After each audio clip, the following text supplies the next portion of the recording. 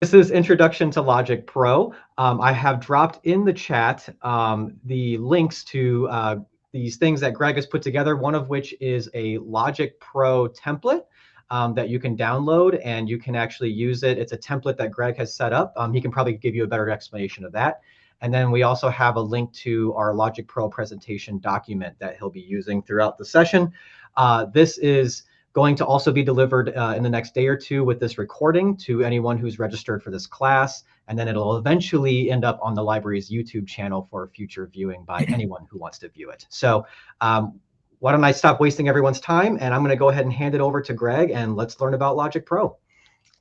Sweet. Thanks, Nate. Um, there's no way to learn this in 1 hour. So what I'm going to try to do is just give you a taste of what a lot of the primary functions are within Logic. Logic is what you call a DAW, digital audio workstation, similar to Pro Tools or Cubase or Reaper or Luna. Those are a lot of the big ones. Um, so this is just going to be just a very basic how-to. Um, so this is Logic. Very specifically, this is what you would call the arrange window. And in the PDF here, I have listed what all the primary windows are. So I just figured we'd start from scratch here. I'm going to close this out. And if I'm in Logic and I go to open a new file, um, the main one here is going to be new project. So I can click an empty project, and down here there are some things that you can identify, tempo or key if that's something that you need. More often than not, I don't think you necessarily need it. You can select your interface. Right now, I've got the Zoom audio device, so you guys could hear this stuff. The sample rate, which is you should probably stick with 44 or 41. I'm sorry, 44 or 48 if you're starting out. Um, Live loops is essentially Logic's version of Ableton. You don't need to worry about that. If this is on a home computer, you might have a bunch of recent projects. If it is at the library, maybe you don't want to open any of those. There are a handful of other things in here that they try to set you up with just out of the box to help you out. Um, I don't really use any of these, nor do I necessarily recommend using them. Um, Normally, I will open up one of my templates, and for today, I actually included one, just the Cook Memorial template. So I'm just going to right or double click that to open up that particular session. So before doing anything, ever, you should make sure your settings are good and then save. Settings can be found in any Apple, um, really any application, up in their, the application menu, or if you hit Command comma. I'm a key command human, so everything I do is out of key commands. So, um, if you use this particular template that I built, what you can do is basically just use all the settings that are already there. I've been doing this for a long time. Uh, I've found a lot of pretty good and useful settings, like how it operates, colors, all of that. You don't really have to dig in for now if you're just starting out. If you just use this template, you'll be good to go. Um, so I currently do not have this saved as a template. So if I went up to File, also I should pause for a second. I'm going to breeze through this because I know that this is going to be recorded and you will have access to reviewing it either on YouTube or on their website. So if it feels like I'm just racing through things, I'm not expecting you to have it all memorized in one viewing. This is something that hopefully you can use as a reference moving forward. Okay, so anyways, what I'm going to do is I'm going to save this file as a template before I record or do anything. So it's under the File menu, save this template. And it's just going to put it right in the project templates folder. I don't have to do anything. Cook Memorial Logic template. Click Save. So now, in theory, anytime I open up a brand new session in Logic. There it is. I can just click that, and that will start a new session with all of the settings that I have established over the last 15 plus years, 20 years of this. So all that has done is opened a session. If I start recording, it doesn't know where to record to. So now the next thing I'm going to do is I'm going to save. I'm going to save as, and this is where we actually get to determine where to save it. So for today, I'm just going to save this right to the desktop. I'm going to call it cook session. It will create a folder for me, or I can click down here and make a new folder, but this will be fine. I never organize my project as a package. Basically, that turns it into almost like a zip file where everything is in one file. I'm not a fan of that. I like the folder structure because then I can see all of the individual components, like all of my individual audio files in a folder, or my bounces, which is the end, like the rendered file, the MP3 or WAV file. Um, and then it can copy all of these things if I drag other things in. You don't have to worry about that for now.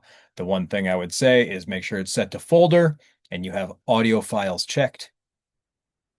There we go. Now I'm good to go. Now I can start recording or doing whatever I want. Um, so I am in the arrange window right now. So down here, and we'll come back to that. We just did the save. The arrange window is where we will see the visual performance of whatever we have. So if I bring in a drummer, now I can see this drummer is playing from here to here. And this will fill out with whatever I'm recording, whether it's software-based instruments or any real instruments I'm building. So this is the visual representation of that. This is the mixer.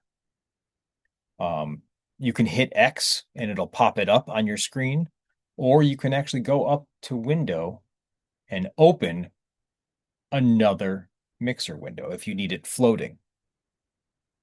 Um, my computer screen is gigantic. It's actually a TV. So I usually don't need to open up multiple windows because I have enough screen real estate here. So that's the arrange window. There's one other window that you're probably going to see somewhat often if you're doing like software instruments or MIDI instruments, and that's the piano roll. And we'll get into what this is. But this is the way we input data for a software instrument. There are some other windows that you might use eventually. There's a score editor, so you can actually write out a score, standard notation. But we're not going to cover that today. We're trying to do just the basics, how to get up and running here. So, arrange window, mixer window, and then the piano roll.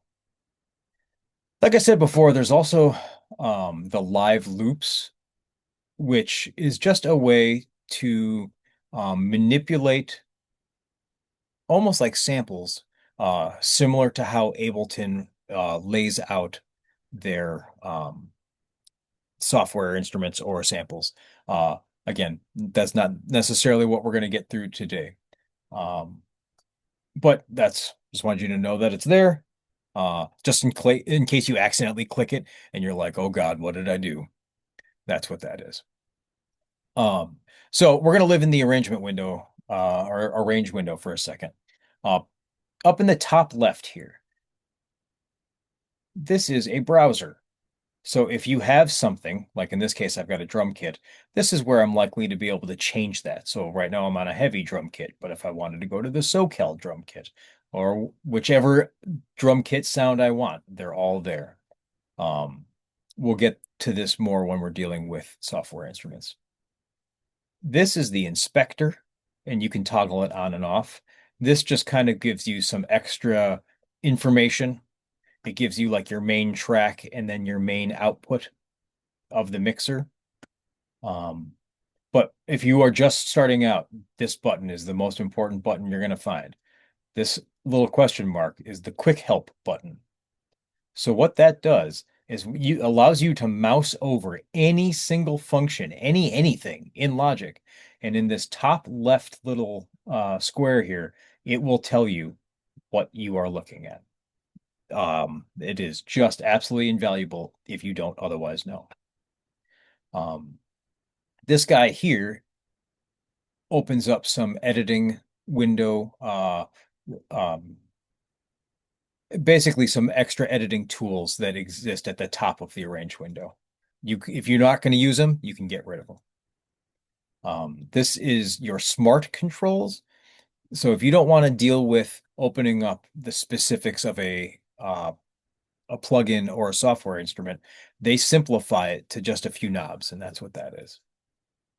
This is your mixer.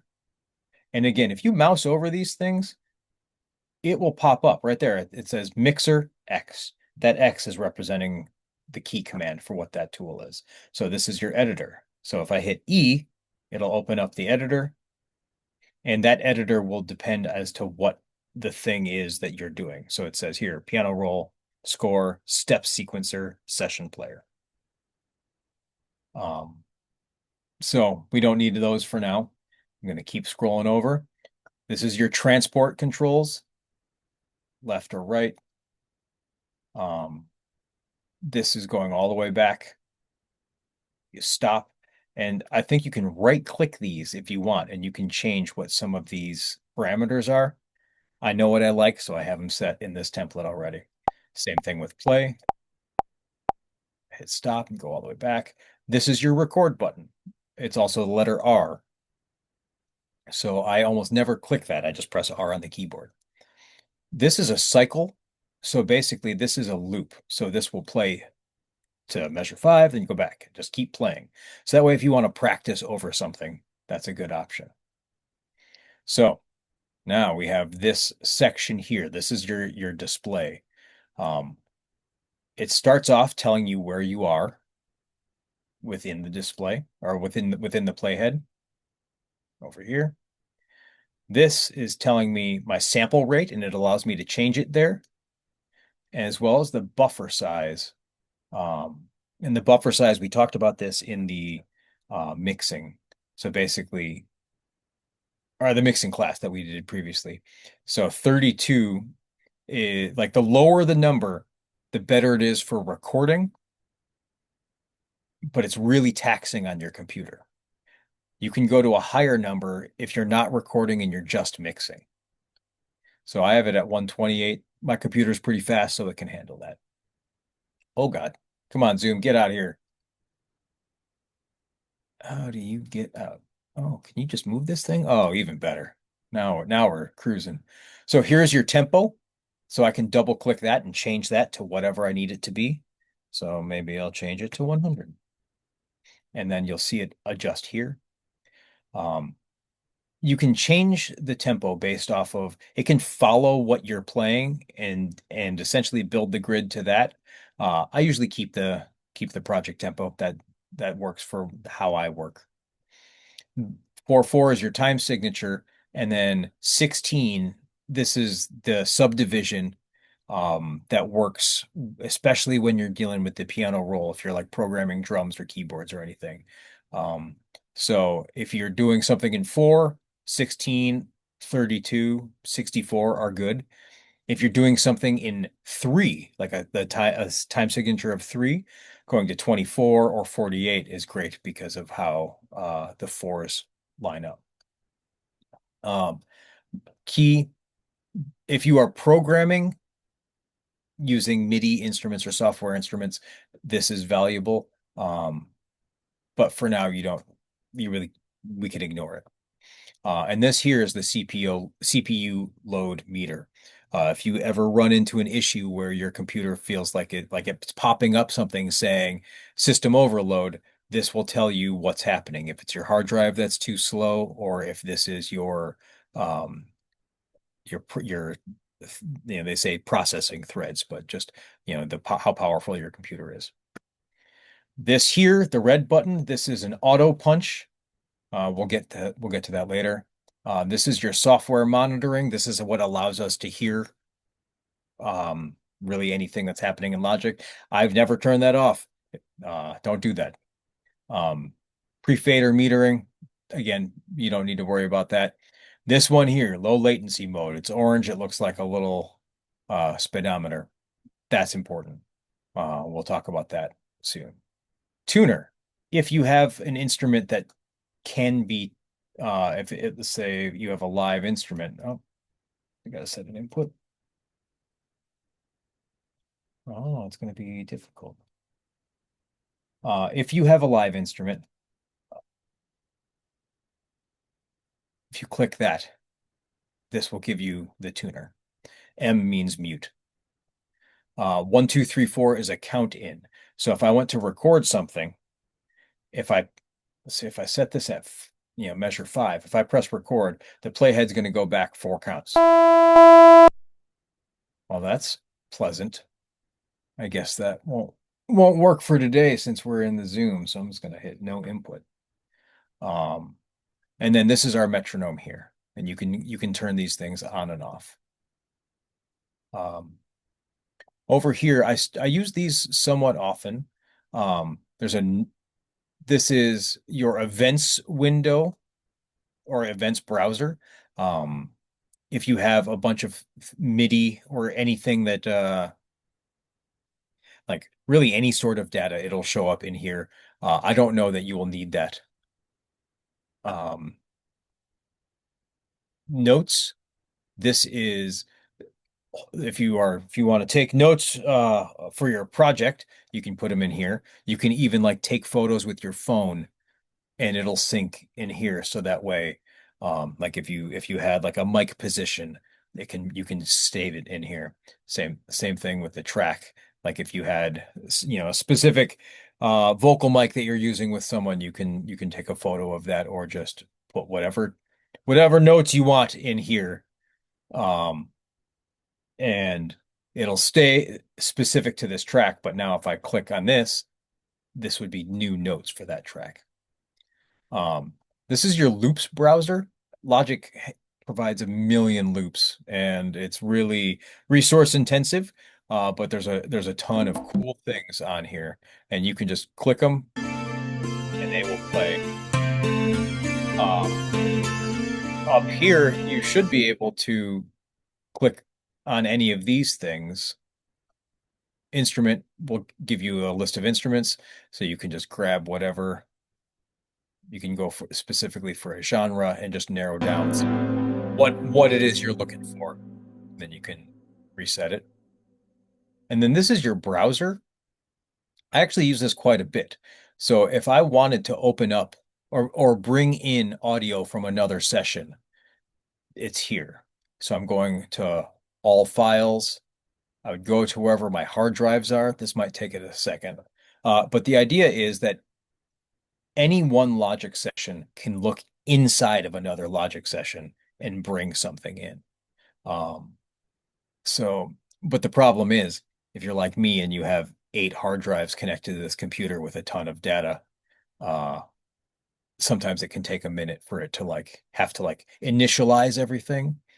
So if I go up here and I go to Levi, who recorded this weekend, and I said, I need that kick drum.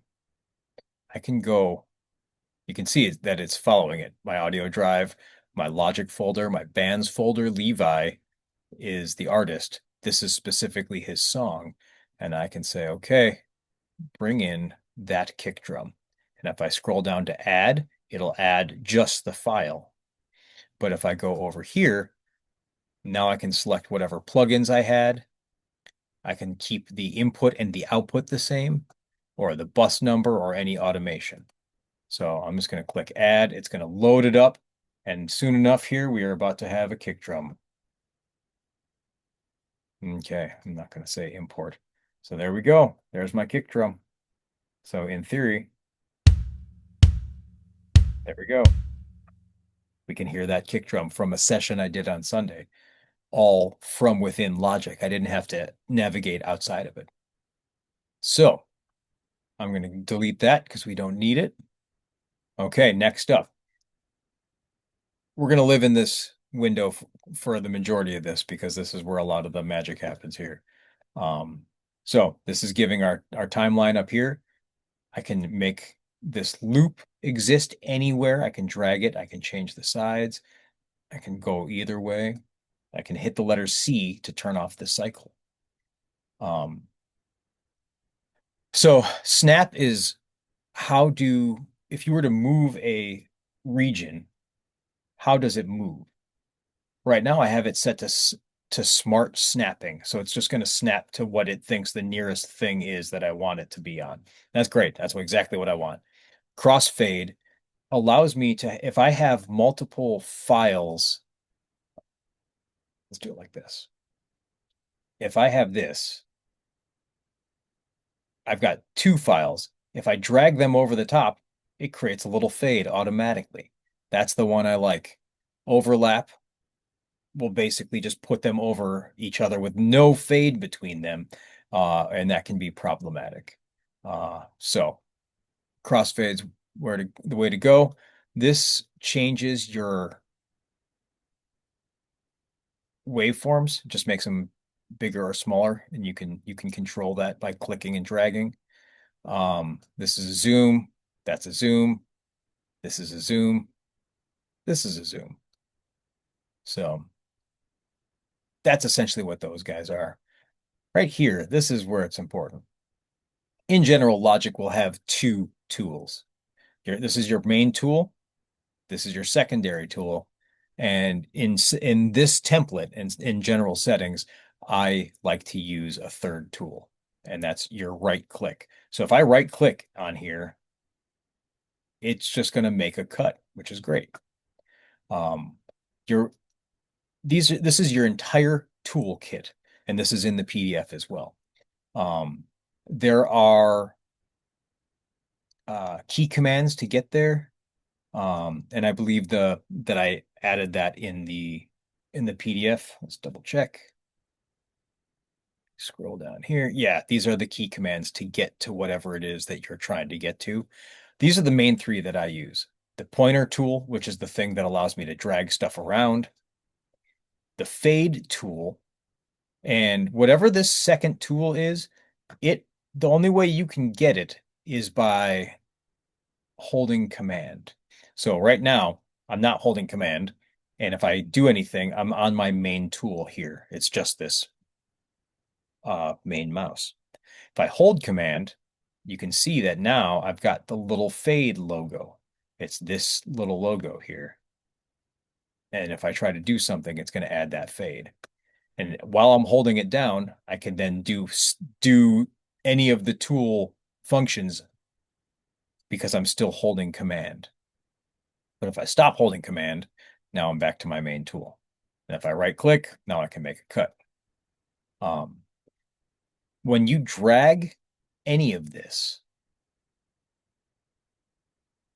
if you mouse over at the bottom, you get that little uh, image there of like the back and forth arrow, and that allows you to do this, to change the size or the shape, and you can do that on both sides.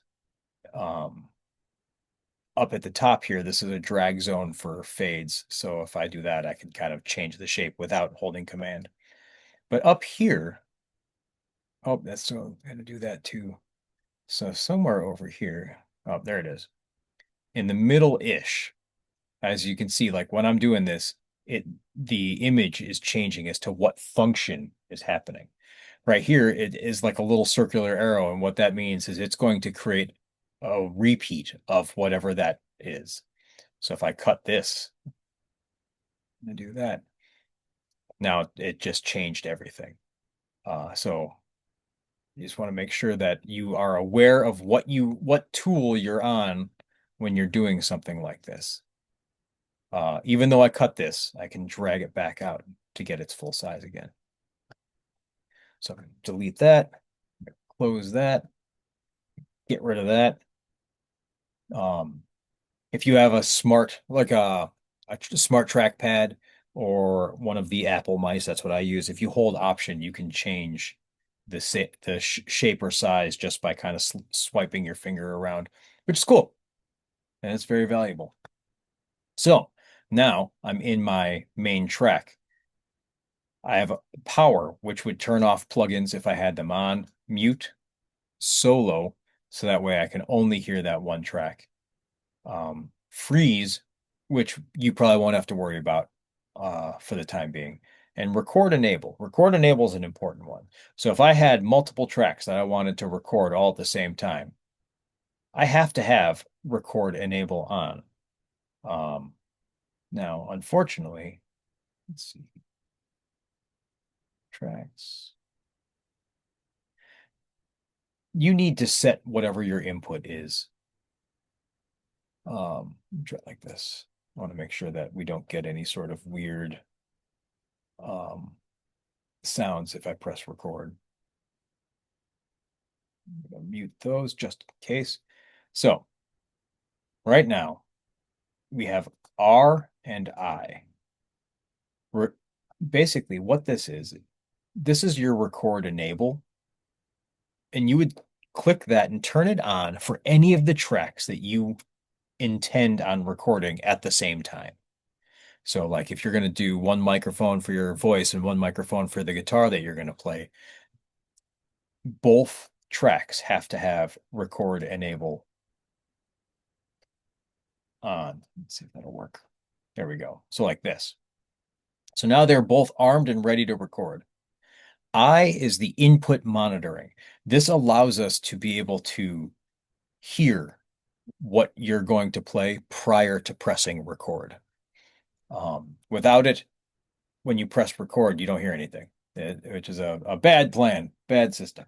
So let's see. Let's hopefully Zoom behaves and it's not angry. If I press record, all right, cool. So now these tracks are both recording at the same time because they were both armed with record enable. And I enabled recording by pressing R there. So we don't need these, so we can delete those. Okay, so that is more or less the basics of the arrange window.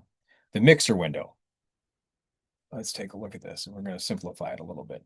So mixer window, it has the same stuff as in your arrange window: mute, solo, record, input monitoring. This is your fader.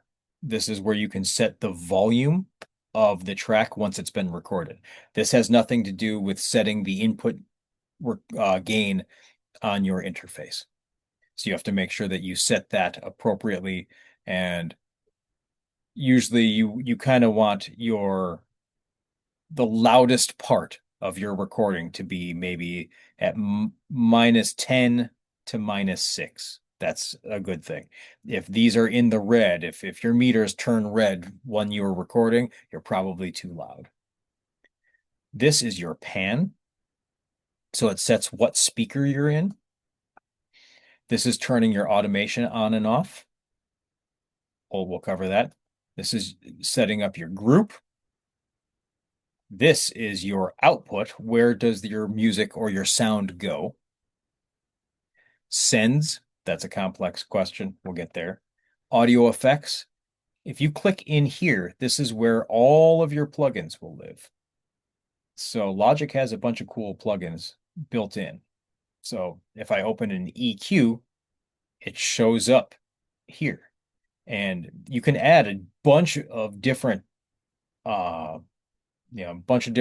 plugins, and they will all just continue to populate from the top down, and they operate from the top down. So if I wanted the flanger to be before the EQ, I would grab it from the middle and drag it just above, and then they should flip-flop.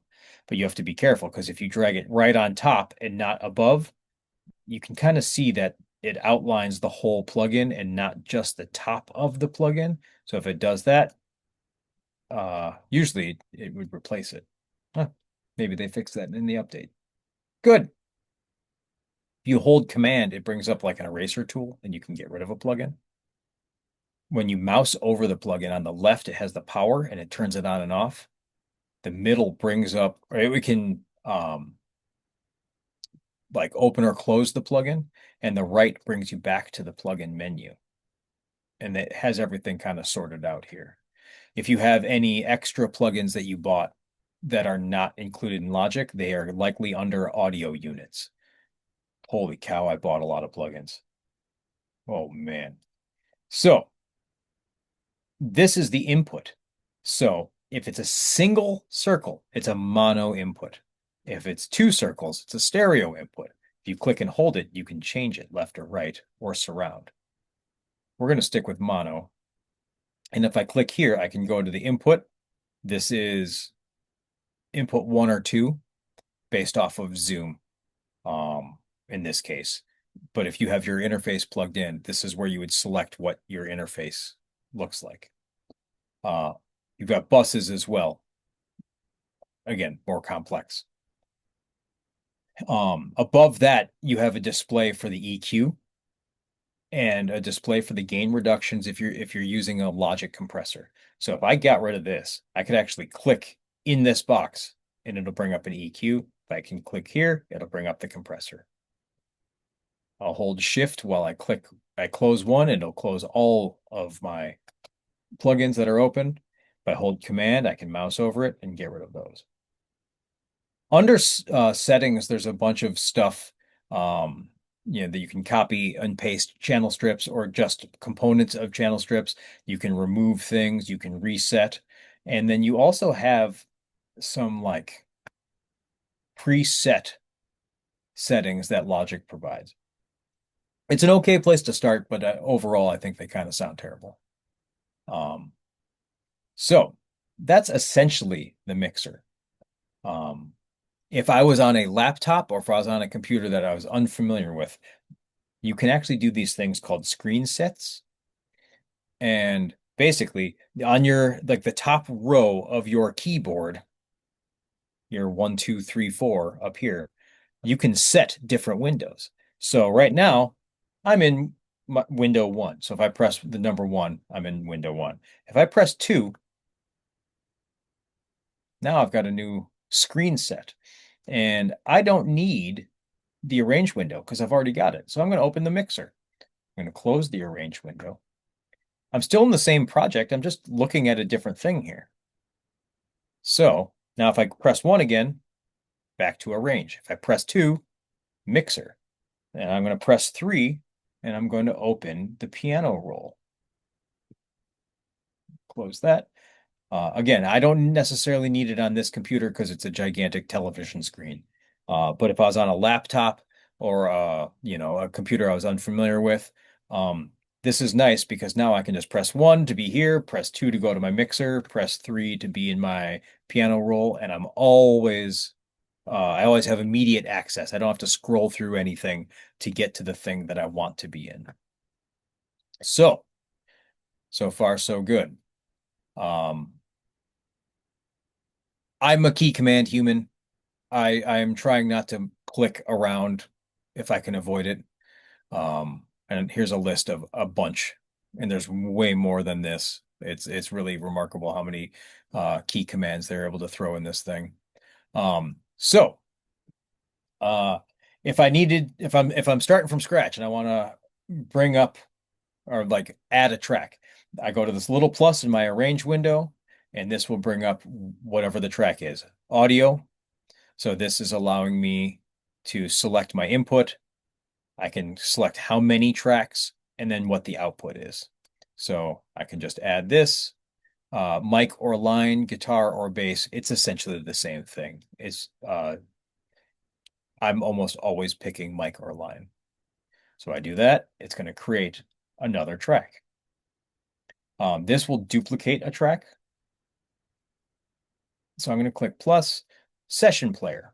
Session player it's not AI, but it's a very smart algorithmic system to help you identify or help you build a track with these smart people or fictional, software-based musicians that you can jam with. So if I go to session player drummer, double click it, I'm going to delete these. Here's my drummer. This yellow area is not a normal I don't know. I'm trying to think about how to describe it. It's not something that's a standard of the industry. It's not a normal tool like the piano roll or just the general arrange window. It's specific to Logic. And what this is it's trying to give you a rough idea as to what this drum pattern looks like. So I click play. Oh, I gotta turn my output on. I muted them before just to make sure that we weren't gonna have any issues. Cool. If you double click it, it brings up the editor. And I can select what kind of drummer I want. There's a bunch of them. I can select how complex the beat will be or how intense. I can select if I want it to be hi-hats, crash cymbals or ride cymbals, or a tom beat, and then how complex that pattern is. And down here, this is the kick and snare pattern. And I can change that. I can click there. Now it's a totally different drum beat. I can add fills. I can make it swing, which will be terrible. Yeah, that's awful. Let's not do any swing. If I go to details, I can basically select some more of the complex components of drumming. So I can add ghost notes, percussion. Let's add some tambourine. I don't hear it. Bummer. Maybe there's not a whole lot of tambourine and hard rock, I guess. I can change what I want out of the hi-hat. I can push the feel. I can change the dynamics. I can make it feel more human.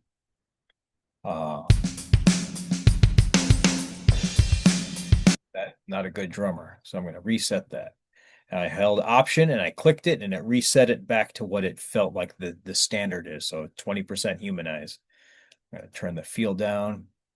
I can change the basic feel, like tempo feel. Or I can make a manual kick and snare pattern.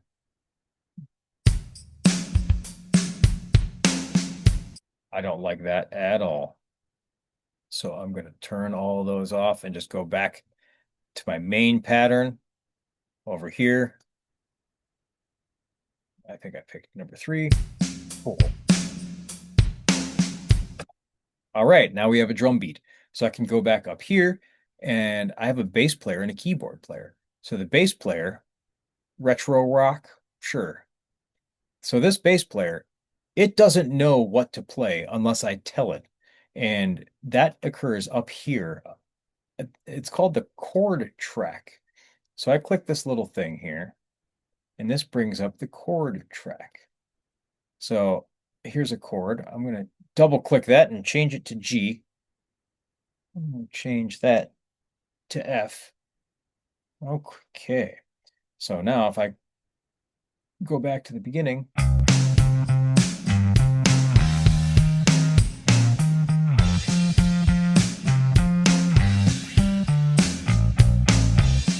same deal. I can double click this and it brings up all the different components. I can change what the lowest note is, what the groove is, more octaves, phrasing. Let's add that. You can really kind of get granular with this stuff and you can dial things around until it sounds good.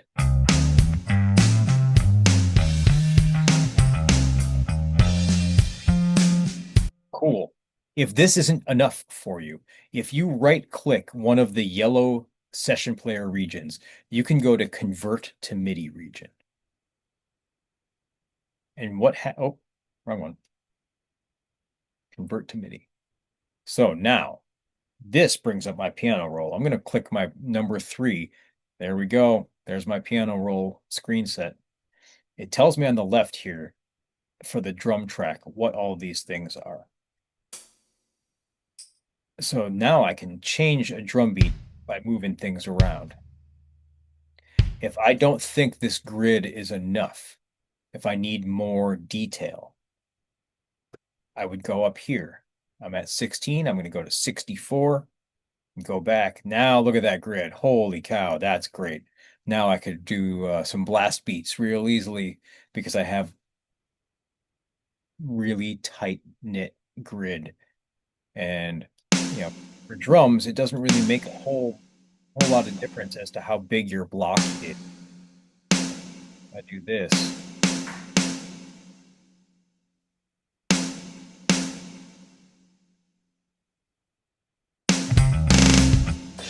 There we go. There we go. I've got a snare roll with no dynamics. Um, so this is your piano roll. This is how you edit or write anything in the world of MIDI. Um, Up here, it's giving you some details. So if I select all these notes, I can see, there we go. I can quantize, which basically tells it to snap to a grid into whatever time this is. So if I do swing D, you're going to see all of the little blocks move a little bit. There they go. Just it was a real incremental. I'm going to undo that because I don't need it. Velocity is how hard or soft something is. So if I turn the velocities way down,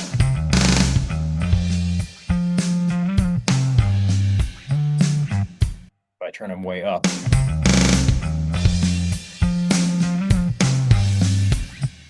in this drum beat, it's not making a ton of difference because it's building it based off of what the softest one is.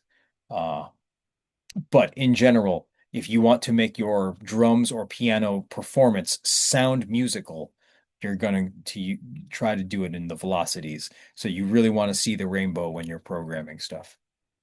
So I'm going to go back here.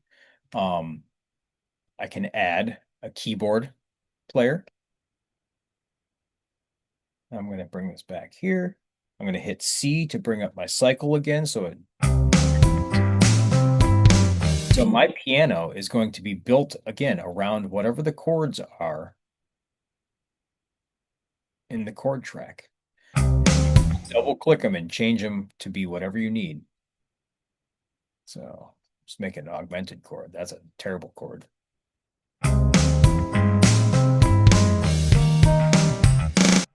Oh, it's a Radiohead song.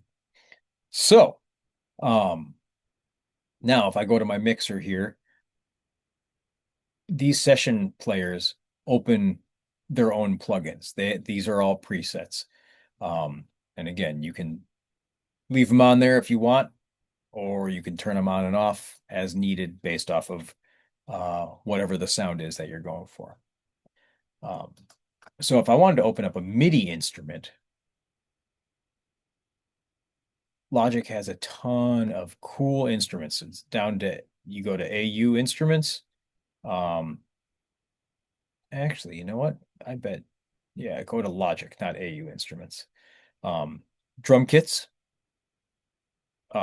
various samplers, the studio instruments. So the bass is one of those that we were just using. Piano, strings, synthesizers, these are all included. So if I do this, if I'm gonna grab a retro synth, I'm gonna add it. Cool. Nothing happens. You either need a MIDI controller or you need to put a MIDI region in here. So I went to my pencil tool. There we go. There's my MIDI region. What is a MIDI region? It's the same thing as a piano roll. There's just nothing populated in here yet. So if I double click it, it'll open up a piano roll.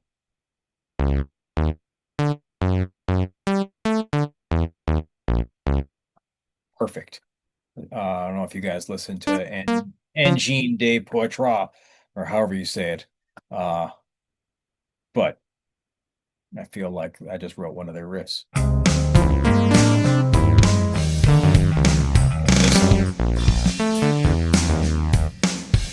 Perfect.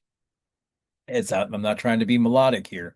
I'm just trying to show you how to open up a software instrument and let it rip. So if you have a MIDI piano and you started playing, it would populate this piano roll. What I'm doing here is I when you have the piano roll, if you hold command, it'll move from your arrow tool to a pencil tool, which allows you to draw. So one of my moves is I'm going to hold Option. When I drag, it makes a duplicate. So instead of moving it right there, I just moved it. But if I hold Option, I'm dragging it and I'm creating a duplicate. Go. Holy cow, this is just the worst. Let's convert this back to a session player region.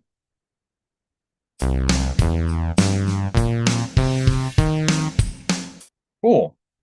So far, so good. But what if I wanted to record actual instruments or vocals? Well, I'm going to open up a regular audio track. I'm going to go to whatever input is available to me. Click Create. So I would click Record, Enable, and Input Monitor. The problem is, and there's not a good way to show you this, but when you think about what's happening, if I'm holding a microphone or a guitar,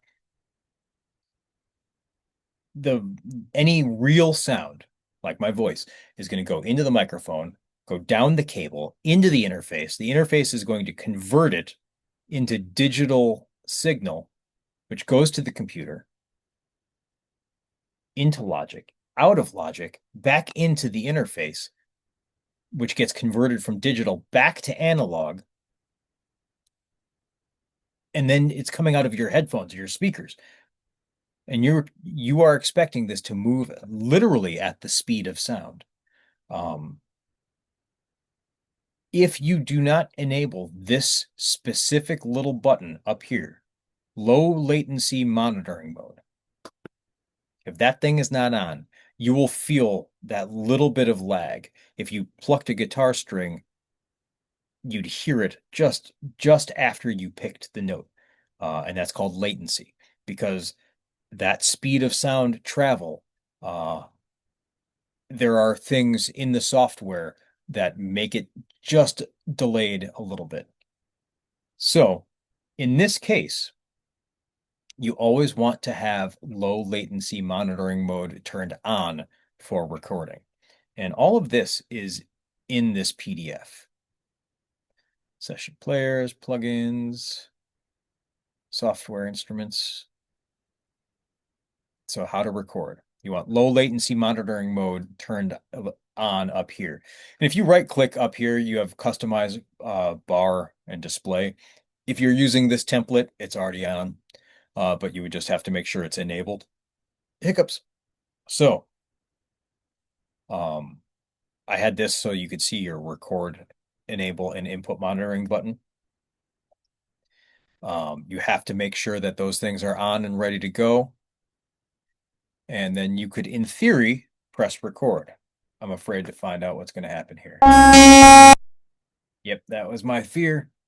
So what I'm going to do is I'm going to mute my stereo output, so that way we can do this without it being crazy. Hopefully that will work. I might even be able to just have no output on this track while it records. Okay, cool. So I pressed R and now it's recording. And we'll just pretend that there's no latency because I turned that thing on. So let's say, I'm going to delete these. Let's say that while I was recording that lovely sound here, I hit a wrong note. Well, I could just go back to the beginning and try pressing again, or pressing R again and recording the part. Now it's recording again. Normally, it would be showing you the waveform, but since I don't have anything going into this, there's no waveform. So what are we looking at here now? This is what we've recorded. But since I recorded over it, what it did is it created what's called a comp. And I can continue recording over this thing as often as I need. I can record the same part at the same point in the song over and over and over and over again, however many takes it takes to get right. And what happens is you have this little arrow. If I click that, now it unpacked the 3 times I pressed record. So let's say I was recording and the first take, I really liked how I played the first part, but the second take, I got that note right here. I can go back here and I don't want any of this overlap here. So what I'm going to do is just move those lines back and forth. So this is how a lot of people record, especially vocals, because you might hit a wrong note or might be too breathy or might be too loud. And if you sing the same line 3 or 4 times, this will allow you to really specifically pick the parts that you like the most. And then let's say this is it. Let's say that I have a perfect comp take. I can collapse this and you can see I have, there's a very thin line, but you can see that each one of those is my comp, just all put into one thing. If I hit flat or this right here where it says A, it's going to bring up a list and I can duplicate the whole thing, name it, delete it.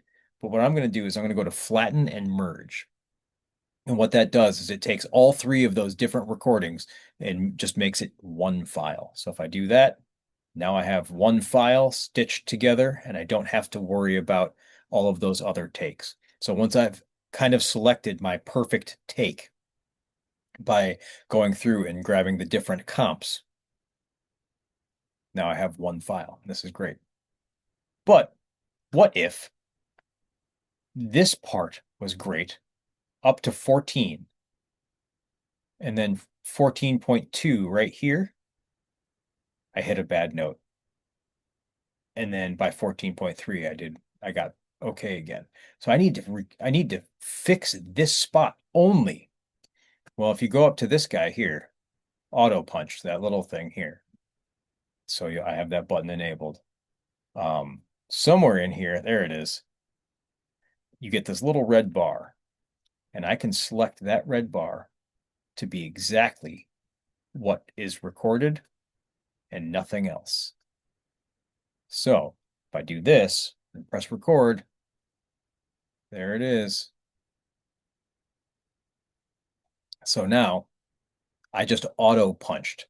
So a punch in and out is usually a term that we would use to, like, instead of redoing the whole take, I only need that little bit, just punch me in for that section. And this is a way to do it. And you can drag this thing anywhere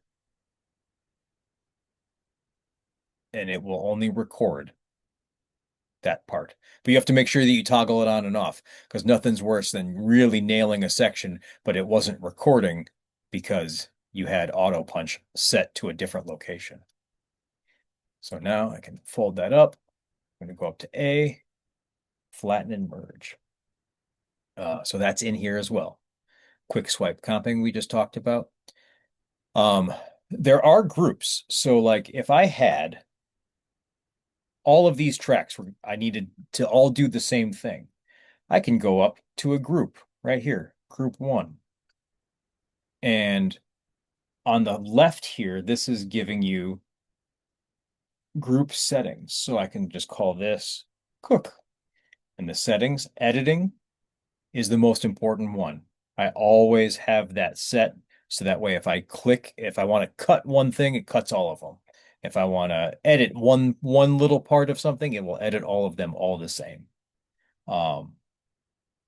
So pan, solo, record, input. So now if I hit input on just this one, it did it for all of them. If I hit record or solo, it's going to do it on all of them. Or if I move a fader or if I move a pan, it allows me to do all of them at the same time. And that is a pretty valuable thing if you are like if you have a bunch of drum tracks. I might not want to pan all the drum tracks at once, but maybe I want to turn them all up and down at the same time. Um, if you have everything on your mixer, like your pan or your faders set to a place, and you want to set them back to what's called unity or like the zero, if you hold Option and then click, it puts everything right back. I use that often. Um, let's see, I'm going to turn off groups here. Oh, want to select all of them to turn off groups. No group. Uh, for what it's worth, this thing at the top of the mixer, that little circle, that's if you had a digitally controlled interface. Chances are you don't, or you are not going to be using that. So you can ignore that little guy at the top. Um, okay, I am pretty close to the end here. Um, at the end of the PDF, there's two main resources for all things logic, in my opinion. Uh, you could spend the next year of your life just watching the content from these two channels. Um, and it is a completely thorough guide for all things logic. Chris at Why Logic Pro Rules, this is his channel. He has a playlist that is absolutely incredible. It's called Noob to Ninja, and it's basically like how to buy logic all the way through the most advanced concepts. It's a massive playlist. It is wonderful, and I couldn't recommend it enough. And then Seeds, she has a website where she has a ton of her educational materials that are free or some that are paid for, and she has a pretty remarkable YouTube channel. And I couldn't recommend following her socials enough. There's not enough women in audio, and they need all the support that we can throw at them. She has some really incredible content out there. Big fan of hers. Uh, so that's 1 hour. It's 8 o'clock. So if there are any specific questions, Nate, I know that you might have some. Sure. Lay it on me.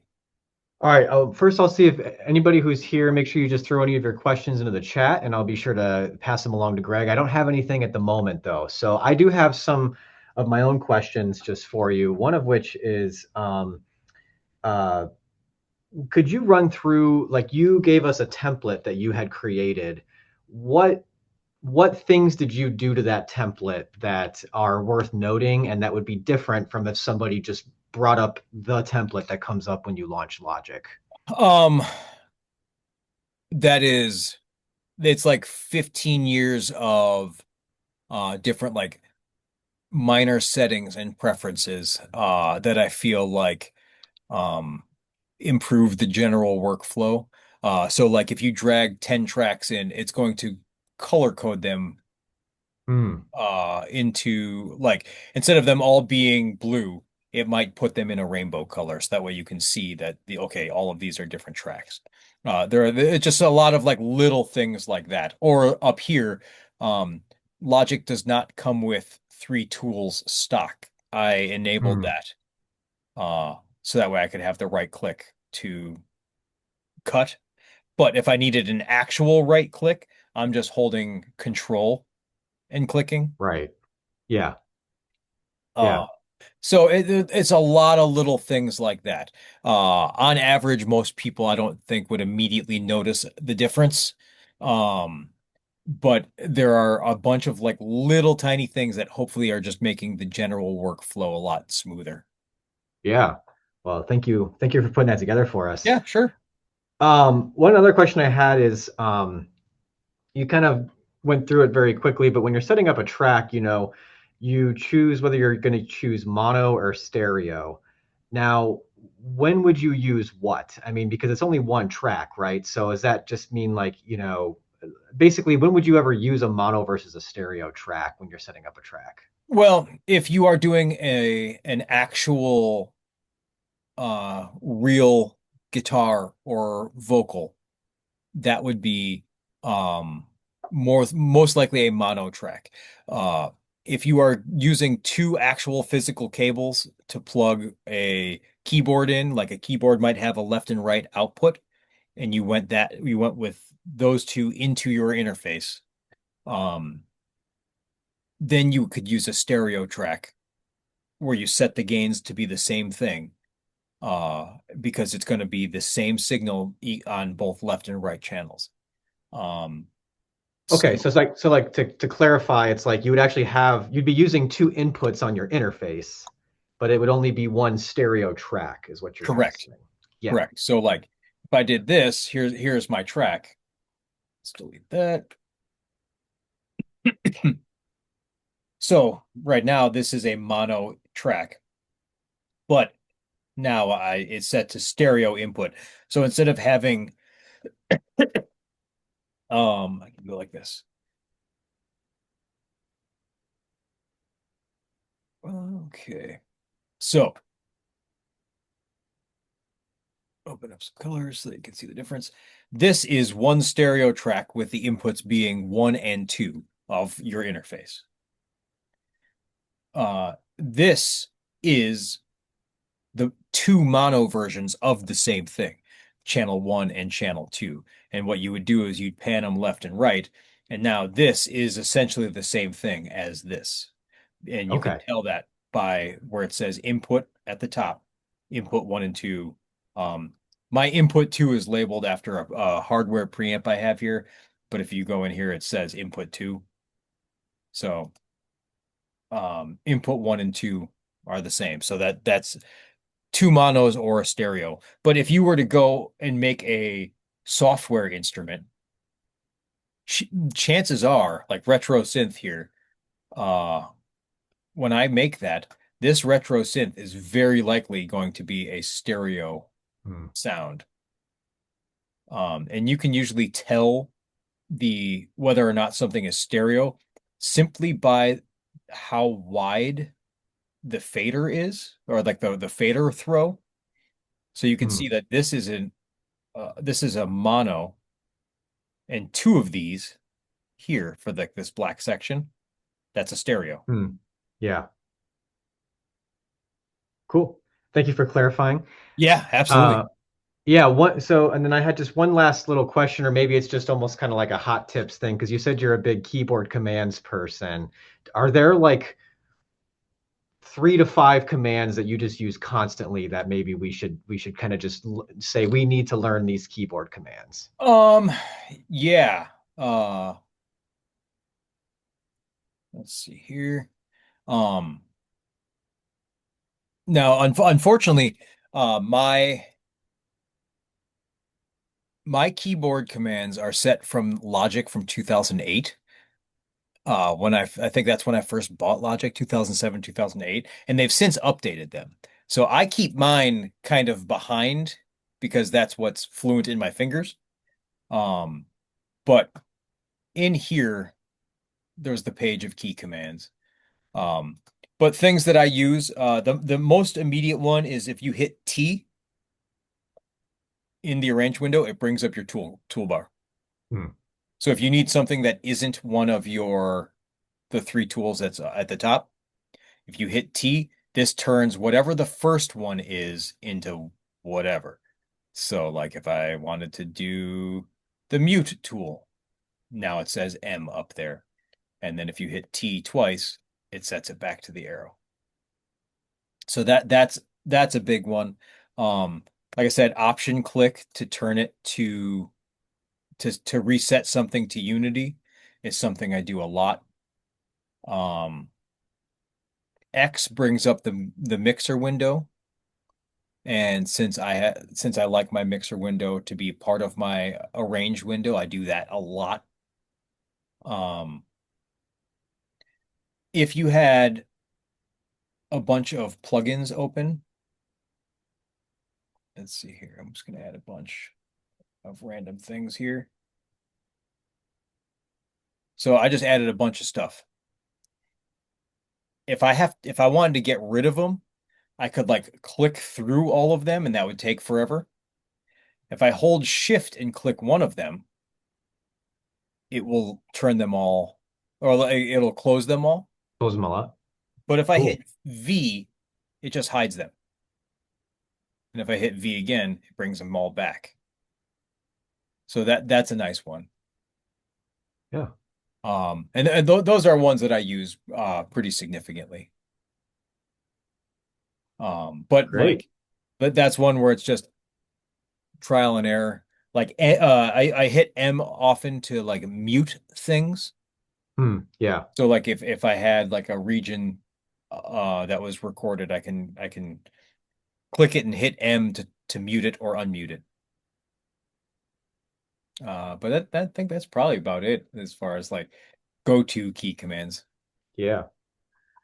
Cool. All right, and I don't see any other questions in the chats, and we're about over time here, so I think we could probably start wrapping this up. Is there any last minute things you wanted to add or anything, Greg? Um, well, I know that like this was a real crash course of, Yes. Yeah. like I'm not expecting anyone to like have this memorized or um like this will probably require some rewatches while you're in the middle of it, like when you're getting your hands dirty in Logic. But if you use this in conjunction with like offline work with the resources I sent, especially the why Logic Pro rules, that playlist is unbelievable. And that channel is just like endless content of how to be good at Logic. Um, and the same thing with the seeds. She's great. So I can't encourage exploring their stuff enough. Yeah. So there's lots of resources out there. The library also has Udemy available for people if they Mhm. want to use that resource as well, which is usually a paid resource, but you get it for free through the library. And then Dang. we also have all the great stuff that you just provided, this great PDF that you gave us and the template and this video itself. So, and we'll have all the links to those dropped in whatever comments or areas that we have wherever we share this and when I email them out tomorrow. So, Cool. Greg, I just want to thank you once again for Yeah, of providing course. your time and your expertise to this.